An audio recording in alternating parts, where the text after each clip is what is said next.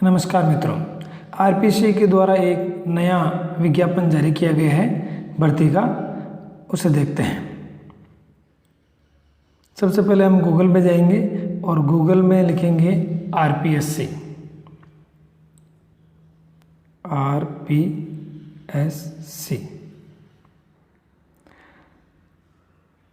और ये सबसे ऊपर आरपीएससी की साइट खुली है, RPSC home, rpsc.rajasthan government in, और इसके अंदर रिक्रूटमेंट को देखते हैं। ये सबसे ऊपर इम्पोर्टेंट लिंक्स हैं। लिंक्स के अंदर रिक्रूटमेंट एडवर्टीजमेंट, ये जो बीचों बीच लिखा हुआ है उसको देखेंगे, और ये खुला है रिक्रूटमेंट एडवर्टीजमेंट सेक्शन। इसके अंदर नीचे चलते हैं तो सबसे ऊपर है detail advertisement number E01/2020 for school lecturer Sanskrit education 2020। Sanskrit education में स्कूल लेक्चरर की पोस्ट खुली है, और ये क्या है पूरा डिटेल से इसको जानते हैं।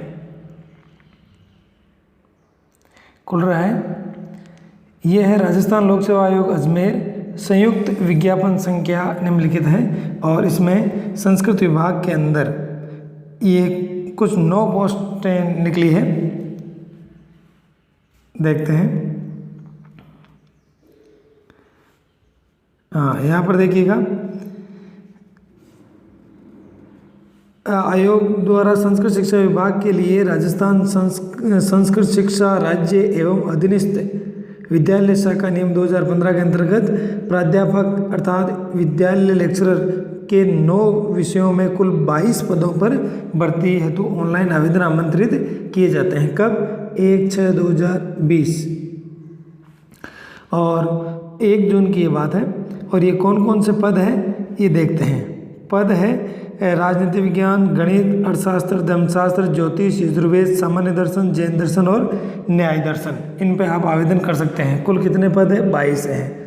और इसका अतिरिक्त विवरण आप इस एडवर्टीजमेंट को गहराई से देखकर जान सकते हैं। आगे क्या क्या इसमें महत्वपूर्ण बातें हैं, नोट के नीचे जो लिखा हुआ है उसका सारांश ये है कि अगर भर्ती में पूरे पद नहीं भरे जाते हैं तो बैकलॉग के द्वारा निर्धारित 3 वर्ष के अंदर इसको भरा जा सकता है। अब बात करते हैं शैक्षणिक योग्यताओं की। शैक्षणिक योग्यताएं क्या रहेगी? शैक्षणिक योग्यताओं में देखें कि पद संख्या 1 से 3 जो राजनीति, गणित और अर्थशास्त्र के लिए, उसमें 2nd क्लास पोस्ट ग्रेजुएट अर्थात स्नातक में 2nd डिवीज़न हो आप, और उसके साथ साथ आप मिनिमम 45 मार्क्स विद शिक्षा शास्त्री और बीएड।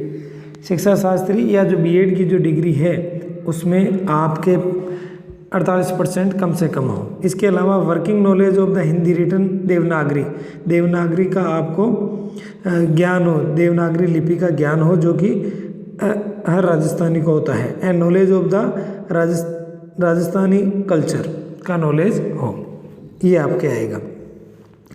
दूसरा है पद संख्या 4 से 9 तक धर्मशास्त्र, ज्योतिष, यजुर्वेद, सामान्य दर्शन, जैन दर्शन और न्याय दर्शन के लिए क्या है वो ये कि शास्त्री हो अर्थात स्नातक हो संस्कृत विभाग से, और इक्विवेलेंट ट्रेडिशनल संस्कृत एग्जामिनेशन या इसके बराबर परंपरागत संस्कृत परीक्षा के साथ संस्कृत मीडियम से हो, उसके इक्विवेलेंट हो, बराबर हो, या फिर 2nd क्लास आचार्य डिग्री हो, या फिर उसके बराबर Sanskrit medium examination in the concern subject having minimum 45 marks with the शिक्षा शास्त्री डिग्री और इक्विवेलेंट।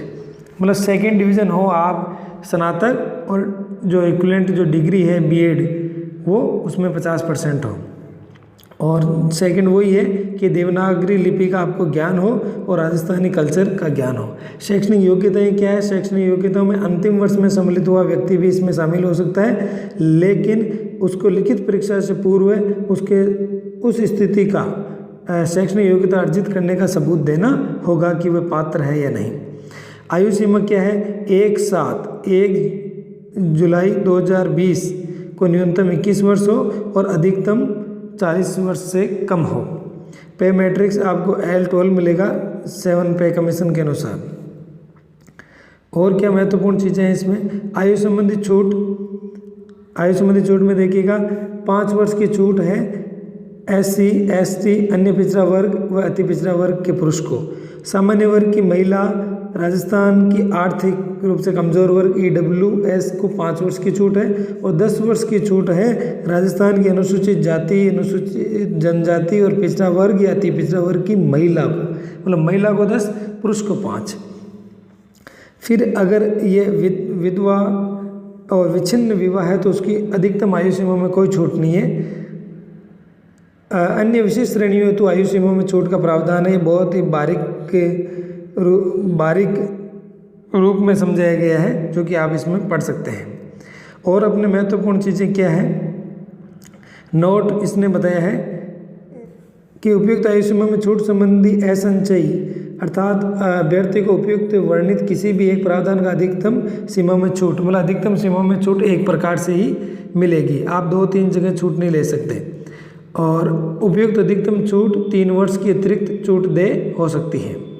अब बात करते हैं हम चयन प्रक्रिया। तो चयन प्रक्रिया के लिए क्या होगा, चयन प्रक्रिया के लिए प्रतियोगी परीक्षा होगी।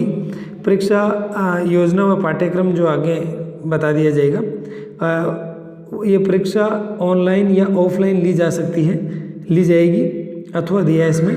सभी वस्तुनिष्ठ प्रश्न होंगे और परीक्षा का विस्तृत पाठ्यक्रम आयोग बता दिया जाएगा। परीक्षा का स्थान व माह क्या होगा तो वो भी यथाशीघ्र ही बता दिया जाएगा। वो परीक्षा होगी जिला या संभागीय स्तर पर परीक्षा होगी।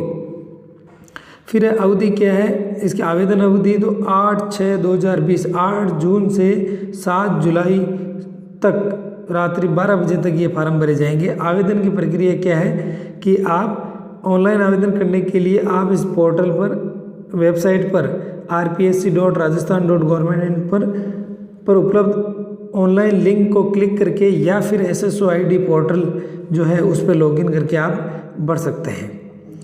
और क्या महत्वपूर्ण बातें हैं इसमें, रिक्रूटमेंट पर आधारित वन टाइम रजिस्ट्रेशन अर्थात OTR भी कर अभ्यर्थी परीक्षा हेतु ऑनलाइन आवेदन कर सकता है। और महत्वपूर्ण बातें 8 नंबर देखिएगा इसमें, आवेदन को ऑनलाइन आवेदन करने के पश्चात आवेदन पत्र क्रमांक आवश्यक रूप से प्राप्त होगा। और यदि आवेदन पत्र क्रमांक एप्लीकेशन ID अंकित या प्राप्त नहीं हुआ है तो इसका अर्थ है कि उसका आवेदन पत्र जमा नहीं हुआ है। आवेदन पत्र के प्रीव्यू को आवेदन सबमिट नहीं माना जाएगा। बात यह है कि आप फॉर्म भरें तो बड़ी सजगता के साथ भरें, उसमें कोई गलती नहीं करें। और अगर आपको ये ID प्राप्त नहीं होते हैं तो इसका मतलब है आवेदन पत्र नहीं भरा गया है। 12वां देखते हैं, अभ्यर्थी ऑनलाइन आवेदन करने के पश्चात आवेदन पत्र या परीक्षा शुल्क की हार्ड कॉपी प्रिंट आवश्यक रूप से निकाल कर लेवे, ताकि अगर कोई गलती हो तो बाद में इसको भरा जा सके। जबकि फॉर्म जो भरा जाएगा वो केवल और केवल ऑनलाइन ही भरा जाएगा। आयोग द्वारा अभ्यर्थी से उक्त प्रक्रिया अनुसार ऑनलाइन आवेदन भरने के अतिरिक्त किसी भी परिस्थिति में किसी भी प्रकार का कोई ऑनलाइन अथवा ऑफलाइन हाथ से भरा हुआ आवेदन पत्र स्वीकार नहीं किया जाएगा। और क्या महत्वपूर्ण चीज़ें हैं तो यह है कि आवेदन में संशोधन संबंधी जो सूचना है वो आप आवेदन की अवधि के दौरान आवेदन पत्र की अंतिम दिनांक के पश्चात 10 दिन के भीतर निर्धारित 300 रुपये का शुल्क देकर आप इसमें संशोधन कर सकते हैं। मतलब फार्म भरने की जो तिथि समाप्त हो जाएगी उसके 10 दिन के बाद अर्थात 7 जुलाई से 17 जुलाई के बीच।